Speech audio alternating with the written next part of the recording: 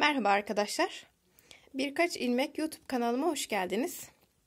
Bugün sizlerle beraber kız çocukları için bir hırka anlatımını yapacağım.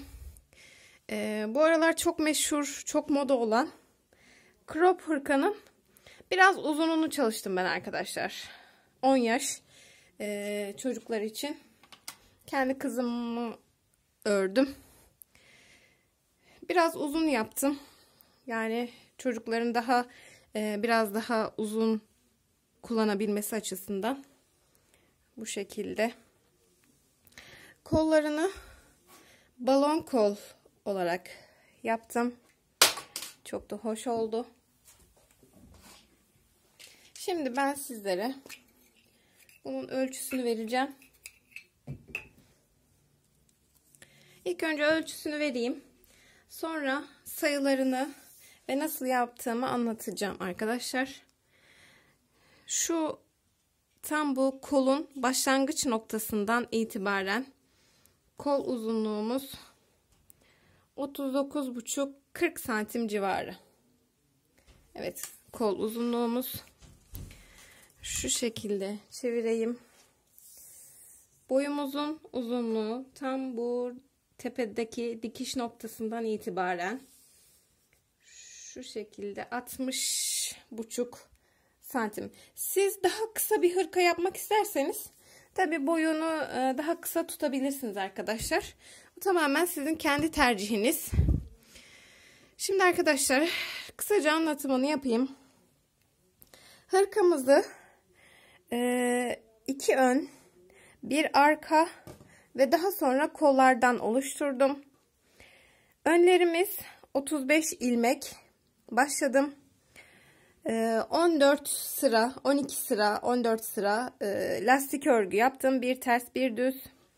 Daha sonra belli bir boyuta geldikten sonra burada boyun için kesme yaptım. 10 ilmek kestim. Her sırada birer ilmeğimi kestim. Tabii ki ön tarafta örgümüzün ön yüzünde kesmelerini yaptım.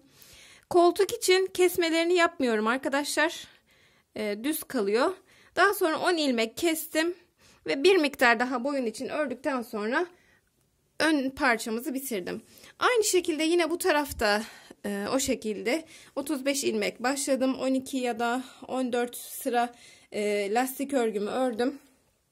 İstediğiniz kadar örebilirsiniz. Daha sonra dediğim gibi yine aynı boyuta geldikten sonra 10 tane ilmek de bu taraftan kestim ve bir miktar yine aynı uzunlukta olasıya kadar ördüm ve ön tarafları bitirdim. Arka tarafta tamamen düz 70 ilmek başladım. Yine aynı şekilde lastik uzunluğunu ördüm. Bir ters bir düz ve hiçbir şekilde eksiltme veya artırma yapmadan arka sıramızı ön boylarımızı gelesiye kadar, ön taraftaki boy hizasına gelesiye kadar aynı uzunlukta ördüm ve düz bir şekilde kapattım örgümü. Daha sonra arkadaşlar bu omuz kısımlarını diktim ve kol için şu yan dikişlerini yapmadan kol için aynı hizada ön ve arka tarafta sayıyla yaptım ben bunu. Buradan şu düz örgüleri sayarak 86 sıra boyutuna gelesiye kadar saydım ön tarafta ve arka tarafta. Daha sonra tabii bu yan dikişini yapmamıştım. Açarak ilmek alarak başladım arkadaşlar. Şu şekilde tekrardan anlatayım. Bu dikişini yaptım. Omuz dikişini, yan dikişlerini yapmadım. 86 sıra boyunca saydım ve ön tarafta ve arka tarafta 86 sıraya denk gelecek şekilde yaptım. Çünkü eşit olması gerekiyor. Bu taraflardan ilmek çıkartarak bu şekilde ilmeğimi çıkardım. Toplamda 41 ilmek çıkarmış oldum. Bu ilmek çıkarttığımda. Arka sırada bir ilmek ördüm, bir artırdım. Bir ilmek ördüm, bir artırdım. 81-82 ilmeğe kadar ulaştım. Ve o 81-82 ilmeği tamamen çocuğunuzun kol boyuna kadar ördüm. Daha sonra bu lastik kısmı için ben hırkamı 6 numara şişte ördüm bu arada. Şimdi birazdan ipimi de göstereceğim. 76 sıra ördüm. 76 sıra boyunca düz örgümü ördüm. Hiçbir eksiltme veya çoğaltma yapmadan. Daha sonra 5 numaralı şişime geçirdim. Bir sırada ilk sırada 76 ilmek sıra ördüm. 77. sırada hem 5 numaralı şişime geçirdim hem de 2 ilmeği bir alarak yarıya düşürdüm ilmek sayımı. 2 ilmek hep devamlı 2 ilmek aldım. 2 ilmek bir aldım. Eksiltmeyi nasıl yapıyoruz? 2 ilmeği aynı anda örüyoruz. Aynen o şekilde ilmek sayılarımı yarıya düşürdüm. Arka sıraya geldiğimizde hem lastik örgüsünü koydum hem de 41 ilmeğe düşen ilmeklerimizi arka sırada da 35 ilmeğe düşürdüm. Hem lastik örgümü koydum hem de 35 ilmeğe kadar düşürdüm arkadaşlar. Daha sonra 35 ilmeğe düşürdükten sonra lastik örgümüzü 14 sıra lastik yaptım ve esnek kesme tekniğiyle kol uçlarımı kestim ve tamamladım. Aynı şekilde arkadaşlar bu kolumuzu da aynı şekilde yaptım. Yine ensemi diktim. Omuzumu diktim. İlmek aldım. 41 ilmek. Daha sonra ikinci sırada 81 ilmeğe çıkardım. 81 ya da 82. Daha sonra 76 sıra boyunca ördüm. 77. sırada 5 numaralı şişime geçtim ve 2 ilmek her 2 ilmeğe bir aldım. 2 ilmek bir aldım, tek ilmeğe düşürdüm. 2 ilmek bir aldım, tek ilmeğe düşürdüm. Yani bu şekilde 81 ilmeği tam yarıya bölmüş oluyoruz. Arka sırada da az önce dediğim gibi lastik örgülerimi yaptım ve kurdum ve 35 ilmeğe düşürdüm. Yani 6 ilmek daha eksiltmiş oldum bir diğer sırada. Ve tekrardan dediğim gibi 14 sıra lastiğimi ördüm. Esnek kesme tekniğiyle kesip kollarımı da bitirdim. Evet, kollarımı da bu şekilde ördükten sonra tabi yine dikişlerimi yapmadan ilmek çıkartarak bu lastik kısmımızı ördüm arkadaşlar. Buradan başlayarak, bu kenardan başlayarak böyle ilmeklerimi çıkardım. Omuz bölgesinden ilmeklerimi çıkardım arkadan ve döndüm. Tekrardan bu ön parçamızın ilmeklerini çıkartarak geldim. Bu şekilde lastik boyunu da istediğiniz boyutta yapabilirsiniz.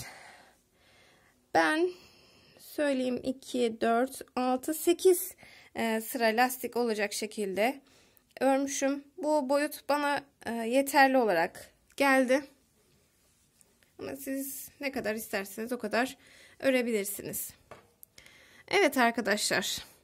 Daha sonra lastik örgümü de ördükten sonra bitirdim. Ve çiçek motiflerimi de yaptım. Diktim. Bu şekilde hırkamı hazırlamış oldum. Çiçek motifinin yapılışı da kanalımda mevcut. Yapmak isterseniz oradan bakabilirsiniz.